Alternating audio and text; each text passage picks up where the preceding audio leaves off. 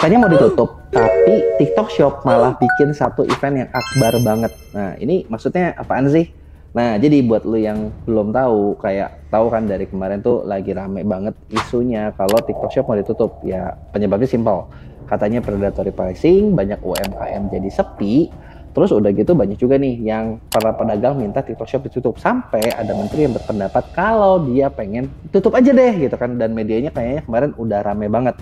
Nah, tapi ternyata selidik punya selidik nih kalau lo perhatiin. Dan isunya tuh memang setiap hari berubah ya. Isu yang makin ada sekarang adalah terakhir TikTok Shop juga mau ditutup nggak bisa segampang itu. Karena ada regulasinya. Kan tadi banyak yang nggak setuju sampai banyak yang minta tutup.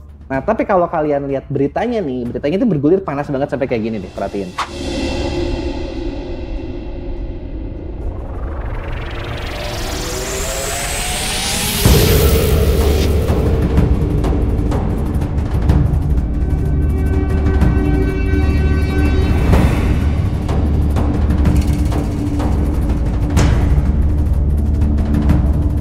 Nah, di sini kita bisa lihat kalau ada yang setuju, ada yang nggak setuju gitu ya. Ada yang mau bilang ditutup, ada juga yang bilang nggak bisa ditutup. Kenapa? Karena katanya juga info-infonya adalah izin-izinnya TikTok Shop sendiri udah lengkap. Gitu kan, izin farmersnya punya, izin sosial medianya punya. Tapi kok katanya dari Menteri Perdagangan ada juga yang izinnya belum lengkap, yang jadinya harusnya nggak bisa nih.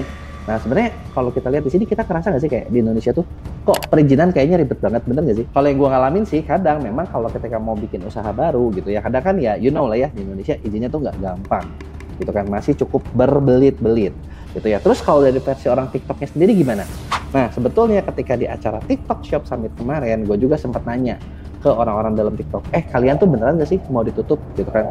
Tapi mereka adem-adem aja gitu, jadi mereka adem-adem aja, bahkan ngerasa ya kayak enggak, kita kalau mau ditutup masa kita bikin acara heboh gede-gedean gini di Ritz Carlton sewa mahal, bener nggak? Terus gue tanya, kenapa kalau kalian nggak mau ditutup, kalau kalian nggak akan di-ban, terus kenapa kayaknya isunya rame banget gitu ya? Nah, kalau versi dari mereka sendiri, mereka bilang kayaknya hubungan B2G, business to government-nya dari TikTok Shop sendiri mungkin belum sekuat platform e-commerce lain. Karena kalau kalian perhatiin, kan sebenarnya yang dilakuin TikTok Shop sama juga sama e-commerce lain.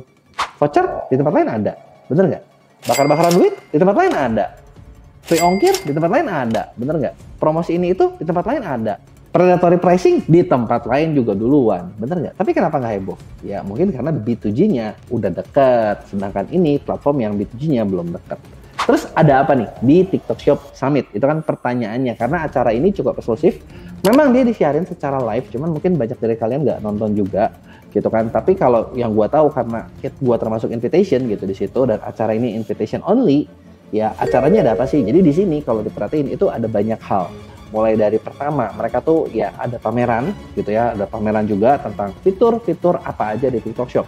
Jadi secara umum sering sih yang gua bahas di video YouTube gue yang lain juga. Jadi buat ramai di TikTok Shop itu ada 5 jalan gitu ya, dari konten marketing, afiliator, iklan, live streaming, sampai satu lagi adalah Shop Tab. Nah, yang kemarin di highlight dari acara ini adalah ya semua partner-partner TikTok yang diundang adalah partner-partner TikTok dan brand-brand yang bisa bikin TikTok Shop kalian rame. Jadi di situ tuh ada booth khusus tentang Shop Tab, salah satu fitur baru yang lagi dipromosiin. Ada juga creator booth gitu ya. Terus di situ juga ada juga NCN gitu ya, agensi yang ngurusin konten afiliator, TikTok Shop partner, atau agensi yang kerjasama buat bantuin seller buat jualan. Nah, terus di sana juga ada penghargaan-penghargaan. Jadi kayak buat brand-brand mana yang lagi rising, terus buat konten kreator mana yang lagi rising gitu. Itu ada penghargaan, dan kemarin juga kita bisa belajar langsung dari para konten kreator top yang cerita perjalanan mereka kayak gimana, kayak gini contohnya. UMKM semuanya dengan harga yang boleh dibilang cukup pas di kantong, dengan 60.000, 100.000, 200.000 itu cukup effort. Tetapi sekali lagi, live streaming tidak pernah berdiri sendiri. Selalu diiringi dengan adanya konten yang bagus. Content is the king. Creativity, karena kan nggak semudah itu ya untuk create shop ini. Betul, salah satu tantangan terbesar kami itu dari awal memang membentuk sisa jeru itu seperti apa. Nah, yang unik dari program TikTok Shop ini juga, di sini itu ada satu berita di mana banyak pedagang minta pemerintah ngajarin dong gimana cara jualan di TikTok Shop, dan TikToknya sendiri langsung nge-reply dengan cara yang smart, yaitu mereka bilang Oh ya udah, mereka bikin satu program namanya TikTok Jalin Nusantara juga akan menyediakan program pelatihan di desa-desa tersebut.